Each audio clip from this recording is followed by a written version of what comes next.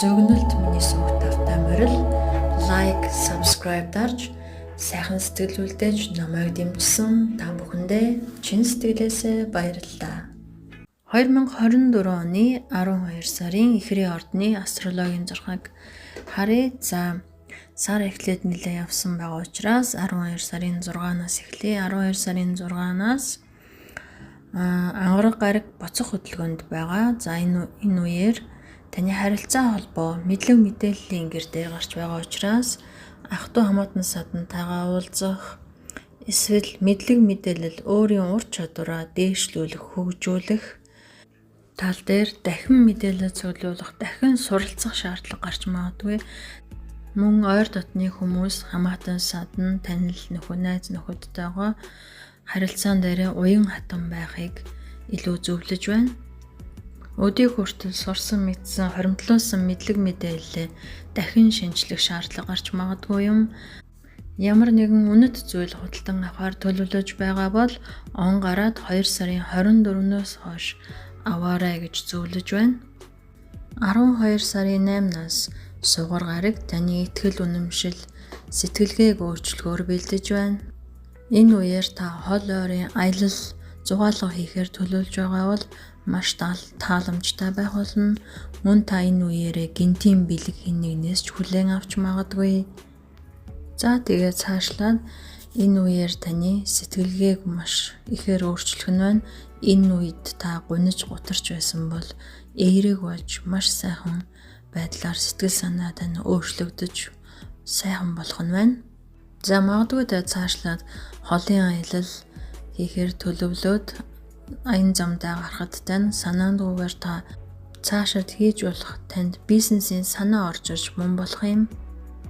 11 сарын 6-ан дээр би та бүхэнд анхааруулж байсан 12 сарын 15-ны хүртэл ер нь альва зүйлийг төлөвлөх хэрэггүй.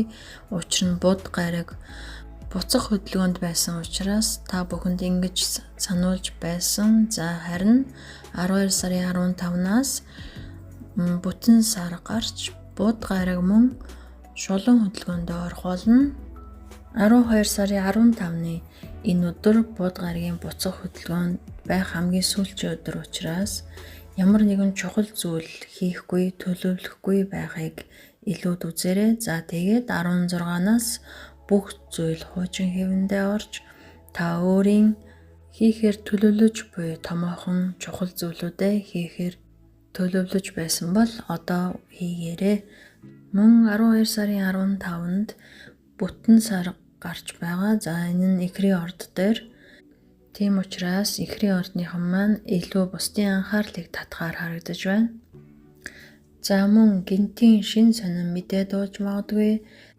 Эхрийн ордныхан маань гадах төрхөөндөө илүү их анхаарч гоо сайхны үйлчлэгээ хийлгэхээр бол 12 сарын 31 хүртэл тохиромжтой. Ялангуяа 6 сарын 13, 14, 15 турсан эхрийн ордныхан маань илүү их гоо сайхандаа анхаарахаар харагдаж байна.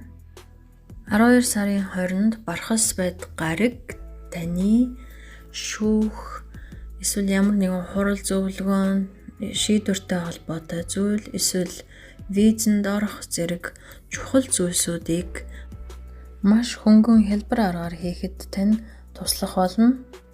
12 сарын 21-ээс 30-ны хооронд нар таны санхүүгийн гэр дээр гарч байна. Энэ үеэр та санхүү мөнгөтэй холбоотой ажил төрөл хөөцлөж байгаа бол энэ үеэр тун тохиромжтой. Шинээр ажил төрөлд орох гэж байгаа, шинэ төсөл эхлүүлэх гэж байгаа, шинэ бизнес эхлүүлэх гэж байгаа бол энэ үеэр мөн танд маш тааламжтай болно. 12 сарын 23, 24-ний өдрүүдэд бархас байд сугар гарагтай нэгдэж байгаа учраас энэ үеэр хол ойрын аялал, мэдлэг мэдээлэл, хайр дурлалд маш азтай одтой байх болно. Энэ үеэр та хэн нэгэнтэй танилцах, эсвэл шинээр ажил төрөлд орох, эсвэл ямар нэгэн мэдлэг мэдээлэл цуглуулах зэрэгт маш азтай одтой бүх зүйл таны тал дээр байх нь байна. Энэ үеийг 23, 24-ний өдрүүдийг эхрийн ордныхан маань ашиглаад аваарай. Маш сайхан ээлтэй өдрүүд байх болно. Ингээд 12 сарын 31-ндээ эхрийн ордныхан маань амжилт аз одоор дүүрэн өгтөн аваарай. 12 сарын ихрийн ордны тарот 6-ыг харъя. За энэ сард таны амьдралын хуучин хэв маяг энд төгсөж шинэ амьдрал, шинэ зам, шинэ бүхний эхлэл тавигдах нь байна. Гэхдээ ямар нэгэн шинэ зүйл эхлүүлэхдээ эхэндээ танд бага зэрэг хэцүү ч юм шиг, эсвэл таны хөөцлөж байгаа ажил жоохон саадтай ч юм шиг байж магадгүй. Гэсэн хэдий ч та энэ зүйлээс аливаа нэгийг ухаарч мөн уян хатан байж давж гараарай гэж миний хувьд танд зөвлөх байна. За дараагийн картууд маань мөн Chariot, Six of Wands, Three of Wands картууд маань гарсан байна. Эдгээр картууд мөн бага зэргийн сорилттой тулгарч магадгүй. Гэсэн хэдий ч танд амжилт ойрхон байна гэд өөртөө итгэлтэйгээр хийгээрэй. За энд мөн дараагийн картууд маань Devil, Moon, Nine of Swords гарсан байна. За эдгээр картууд маань бага зэргийн сэтгэл зүйн зөрчил, эсвэл ямар нэгэн юмнаас айц, за эсвэл муу зуршлуудыг бас илэрхийлдэг. Танд ямар нэгэн муу зуршил байгаа бол одоо энд муу зуршлаа хаяад шинэ сайхан зүйлүүдийг эхлүүлээрэй. Гэхдээ аливаа зүйлийн тунг тааруулсан дээр өөрийгөө ямар нэгэн зүйлээс хит их хязгаарлах, эсвэл одоо хитрхийг сөрөг бодолд автаж муухай зүйл бодохгүй байхыг сануулъя. Өөрийнхөө сэтгэл зүйтэй бага зэрэг ажиллаж аль болох эерэг болохыг хичээгээрэй. Ингэснээр бүх зүйл сайн сайхан болно. Дараагийн карт маань Queen of Pentacles, King of Pentacles гэдээ маш сайхан картууд гарсан байна. Энэ картууд бол таны эдийн засаг тогтвортой байдалд хүрэхэд маш их ойрхон байна. Танд удахгүй маш их санхүү мөнгөний орлого, мөнгөний урсгал тань руу чиглэж байна. Мөн санхүү мөнгөтэй холбоотой таатай сайхан зүйлүүд болох. Эсвэл та хэн нэгнээс хүлээж буй орлогоо хүлээн авах. За мөн та өөрөө хэн нэгэнд бусдад туслах, тусламжийн гараа сунгах байж болно. За тэгээд бусдаас дэмжлэг авахд маш бүтэмжтэй байхаар харагдаж байна. Дараагийн картууд маань өнгөрсөнтэй холбоотой дурсамж сэтэрч магадгүй. За мөн ирээдүйд хийж болох шинэ санал санаачлага, эсвэл ирээдүйн төлөвлөгөө, зорилгыг тодорхойлох. За тэгээд шинэ сайхан боломжууд танд нээлттэй байна. Үүнийг олж харах хэрэгтэй. За мөн та амьдралын баяр баясгалан, аз жаргал, хайрыг хаанаас, юунаас мэдэрч болох вэ гэдгийг өөрийн дотоод сэтгэл зүйтэйгээ ажиллаад өөрийн мэдрэмжээ өөрчлөөрэй гэж зөвлөе. Эерэг байж гэгээлэг сайхан энергиэр өөрийгөө аль болох цэнэглэх хэрэгтэй шүү гэж зөвлөе.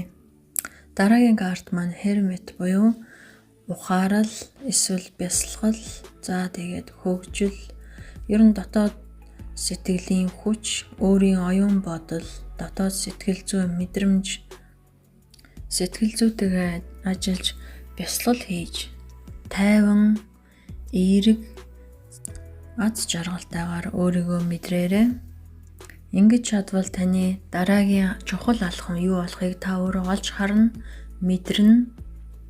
За тэгээд ерөнхийдөө энэ сард бол танд магадгүй нэлээд их сорилт, саад татвар тулгарч магадгүй.